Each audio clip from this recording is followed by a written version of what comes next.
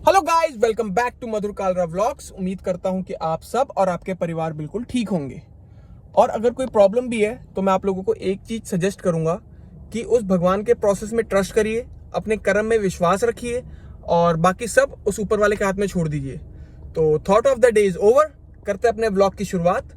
तो मैं आप लोगों को बताऊं कि आज का व्लॉग जो है वो आप लोगों के लिए और मेरे लिए बहुत इंटरेस्टिंग होने वाला है, क्योंकि आज मैं आप लोगों को लेके चला हूं यहाँ पे एक फार्मिंग रिलेटेड इंडस्ट्री की विजिट कराने, जो कि मेरे घर से 1 आवर एंड 30 मिनट्स की ड्राइव पे है। तो वो सिटी का नाम है ब्रेंटफोर्ड और वहाँ पे एक म्यूजियम भी है। तो मैं ट्राई करूँगा कि मैं उसकी विजिट भी आप लोगों को करा दूँ। तो वो क्या इंडस्ट्री है यह आप लोगों को थोड़ी देर में पता चल जाएगा। तो निकलते हैं यहाँ से और आप लोगों को आज का rest of the day enjoy कराते हैं।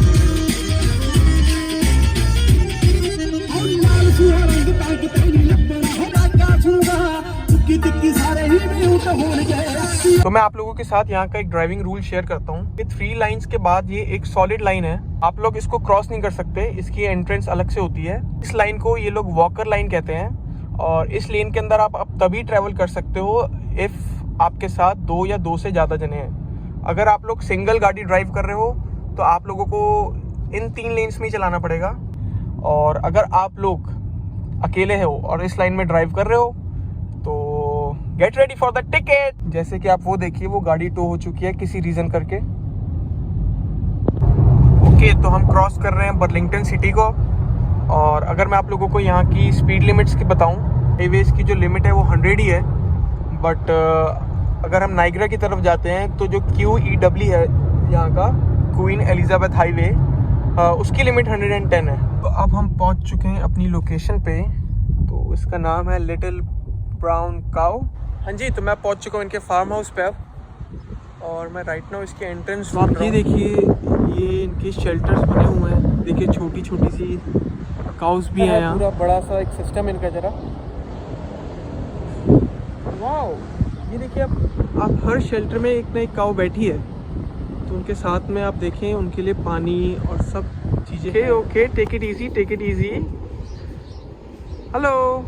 अंदर बहुत ही तगड़ा सिस्टम है। मैं उसकी एंट्रेंस ढूंढ रहा हूँ कहाँ से है, तो फिर आप लोगों को लेके चलता हूँ। अभी आप देखिए, पूरे फार्म के नज़ारे लीजिए ज़रा। ओके, तो ये थोड़ी सी अदर साइड पे भी काउस हैं।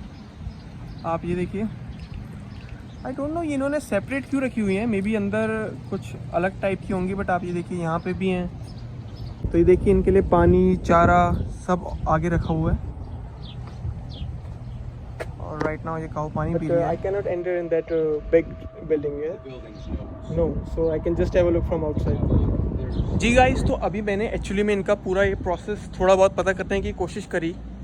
तो आप ये वाइट जो चीज़ें में देख रहे हैं, ये लंबी सी एक टनल टाइप बनी हुई है या फिर ये, तो ये इसने कोई शब्द यूज़ किया, आई थिंक मैं अगेन भूल चुका हूँ उसको, स्लेवेज या समथिंग लाइक दैट। अगर आप लोगों को पता है तो प्लीज़ इसे कमेंट सेक्शन में बताइए। तो ये लोग सेव करके रखते हैं विंटर्स के लिए, ताकि काउस विंटर में फीड कर सके ये लोग।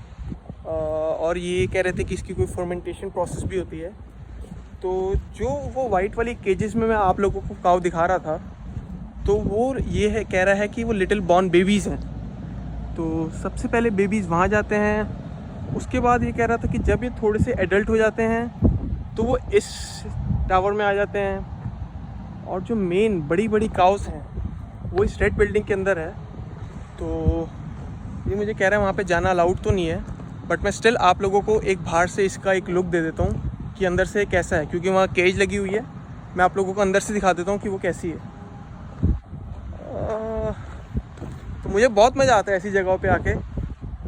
मैं आया तो पहली बार हूँ यहाँ पे, बट आई लव क्योंकि ये चीज़ें जो हैं मुझे रूट्स लगती हैं अपनी की, ग्राउंडेड लगता है। ओके, तो ये आ गया बड़ी सी बिल्डिंग।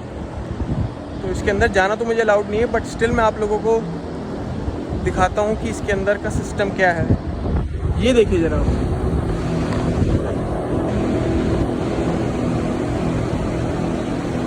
वाओ।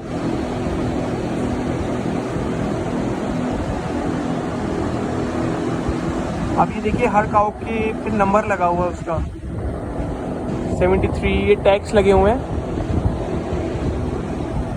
तो इनकी बहुत ही अच्छे से टेक केयर की जाती है, ये मुझे बता रहा था।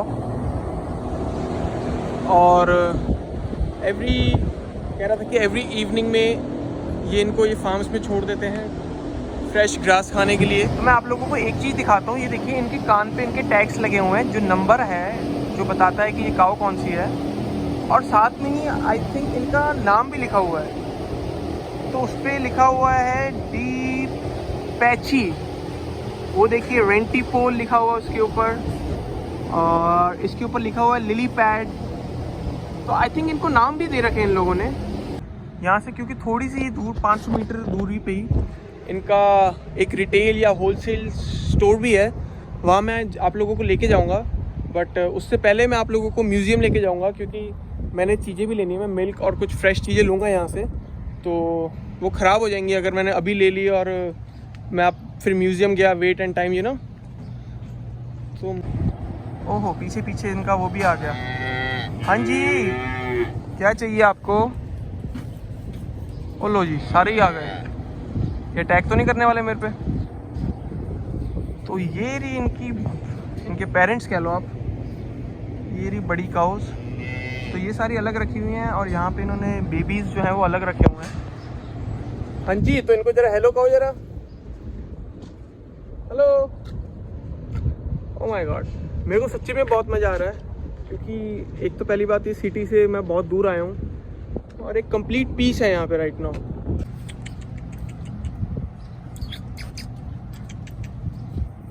नो बेटी, आप काट लोगे यार, डर लग रहा है मुझे थोड़ा सा।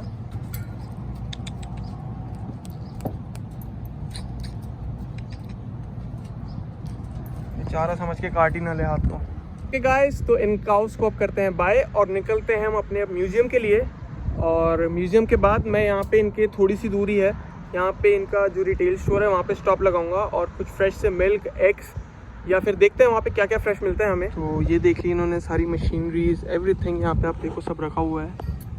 तो पिकअप ट्रक्स और ओके, तो अब हम निकलते हैं म्यूज़ियम की तरफ। तो मैं पहले चेक कर लूँ कि वो यहाँ से दूर कितना है ज़रा। तो ये पास में ही है, यहाँ पे जस्ट 12 मिनट्स की ड्राइव है, 8.2 किलोमीटर्स है। तो अब चलते हैं यहाँ पे ज़रा। तो यहाँ पे इनका ये स्टोर एक, तो यहाँ पे हमें फ्रेश मिल्क या फिर फ्रेश सी कुछ फ्रूट्स या वेजिटेबल्स देखते हैं वो तो क्या मिलेगा यहाँ पे जाके।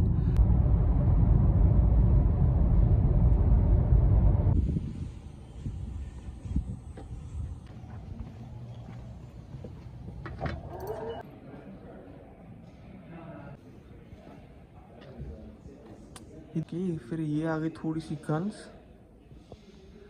12 अगस्त 5th 1914।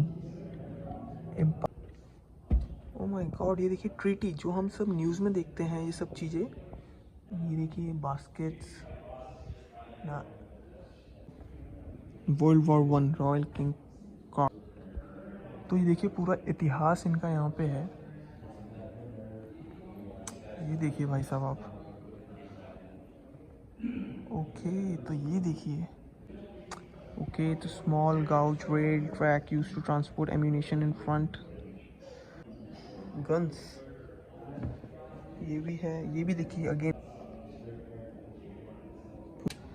सो वर्ल्ड वॉर 1 के बारे में मुझे ज़्यादा पता तो नहीं है, बट आज ये सब देख के मैं इसमें थोड़ा सा इंटरेस्ट लूँगा और इसके बारे में थोड़ा सा पढ़ूँगा। ओह माय गॉड, एक बार के लिए तो मैं डर गया, बट ये देखिए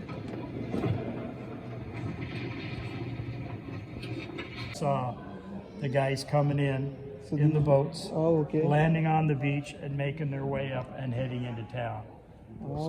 But you undo this, okay, you undo this, and you undo this. They would throw it over their back, or they would put 10 of them together in what's called a drop box, and they would throw it out of an airplane with a parachute. just visit, I'm just curious about to go ahead, Yep.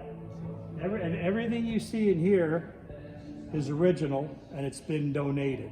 और पता लगा कि इनके पास world war 2 की भी चीज़ें हैं, और इन्होंने जो है वो जस्ट कैनेडियन नहीं, मतलब जो कंट्रीज़ के बीच में वर्ल्ड वॉर 2 हुई है या वर्ल्ड वॉर 1 में जिस कंट्रीज़ ने पार्टिसिपेट करा है, उन सब से रिलेटेड थिंग्स इनके पास हैं। और ये बता रहे हैं कि ये सब जो है इनको डोनेशन में मिला है। तो ये देखिए ये बाइक, बताऊं कि इसकी कोई एंट्री फीस भी नहीं थी, तो इन्होंने ऐसे लिखा कि आप लोग डोनेट कर सकते हो जो भी। ओली फक, व्हाट इज दिस? ये ब्रह्मोस है क्या? Like what countries take part in World War I and World War II, right? Well, we mostly it's Canadian stuff here. Okay. But बाकी मोस्टली इन पास जो है वो कैनेडियन रिलेटेड थिंग्स ही है, जो मतलब कनाडा से लड़े हैं। ये गन्स देखिए ज़रा आप, ये देखिए वगैरह भी है, ये देखिए।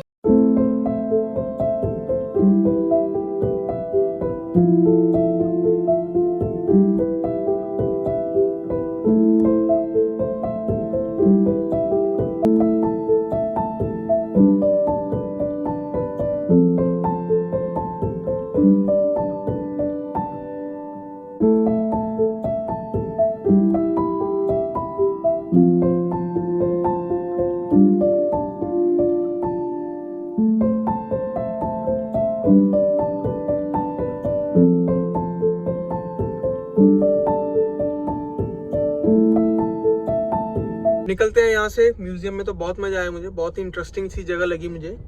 और अब निकलते हैं यहाँ से फिर।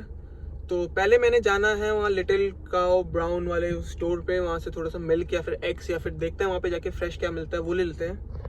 बट भूख बहुत लग रही है, मुझे समझ नहीं आ रहा कि पहले मैं वहाँ जाऊँ या फिर पहले मैं कुछ खाने के लिए ढूंढूँ। तो देखता हूँ मैं मैप पे जो मुझे चीज़ सुटेबल लगी मैं पहले वो कर लेता हूँ। और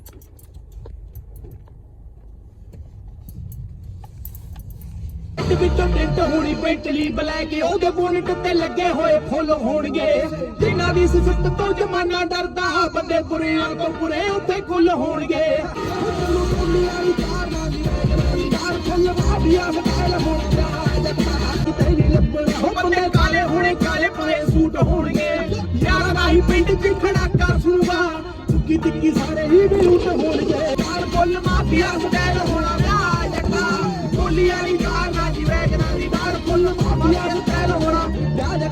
ओके, तो करते हैं ज़रा एंट्री। और एंट्री में ही हमारे पास हैं कॉर्न्स उठा रहे हैं भाई साहब, बेरीज भी हैं। और ये इस बॉस को देखिए क्या एंजॉय कर रहा है। मेरे को तो लग रहा था यहाँ दूध ही होगा खाली, बट यहाँ तो बहुत सारी चीज़ें हैं। देखिए चॉकलेट्स, कपकेक्स, आई थिंक ये चीज़। ओके, तो यहाँ पे कुछ फ्रेश वेजिटेबल्स भी हैं, मशरूम, ब्रोकली, शिमला मिर्च, देखिए एप्पल्स, एवरीथिंग फॉर $12। मतलब इसका मतलब ये है कि आप कोई भी 4 पैक उठा सकते हैं और ये $12 के होंगे। तो दोस्तों मेरे काम का तो यहाँ पे आई थिंक खाली मिल्क ही है, तो लगता हूँ लाइन में मैं ज़रा, और लेते हैं ज़रा अपने लिए 1 या 2 बॉटल्स मिल्क की। देखता हूँ मैं क्या साइजेस में है। बहुत सी फ्रूट्स भी देखो बिल्कुल फ्रेश लग रहे हैं, ये पड़ी हैं ब्लूबेरीज। तो मैं अपने लूँगा चेरीज़ जी। तो मैंने अपने लिए खाली कैन ले ली है, तो अभी मैं लगता हूँ लाइन में और इसको फिल कर लेता हूँ। Ready? 1, 2. Ready? Tape it. Whoa. तो मैंने अपने लिए लिया है ये दूध जो कि है 4 लीटर की पैकिंग में, कॉर्न्स और थोड़ी सी चेरीज़। तो अगर मैं आप लोगों के साथ दूध की प्राइसिंग की बात करूं तो दूध मुझे मिला है आई थिंक $10 में, जो है 4 लीटर में। तो जो हम नॉर्मल मैं स्टोर से लेता हूँ वो मिलता है $8 में 4 लीटर की पैकिंग में। बट ये दूध ऑफ कोर्स फ्रेश है और इसका टेस्ट मैंने थोड़ा सा किया जो कि बहुत ही डिफरेंट था वो पैकिंग वाले दूध से। तो मज़ा आया मुझे दूध टेस्ट करके। और मेरा प्लान तो था पहले कि मैं कहीं रुकूं खाने के लिए, बट जब मुझे चेरीज़ मिल चुकी हैं फ्रेश रास्ते में एंजॉय करने के लिए, तो रुक के क्या करूँगा।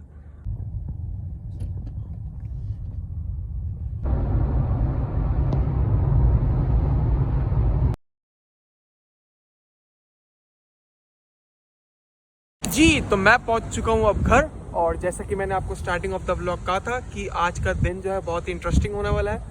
तो मुझे तो बहुत मज़ा आया। उम्मीद करता हूं कि ये व्लॉग आप लोगों को भी बहुत अच्छा लगा होगा। अच्छा लगा हो तो please like, subscribe and comment करें, और होती है मुलाकात एक नए व्लॉग में।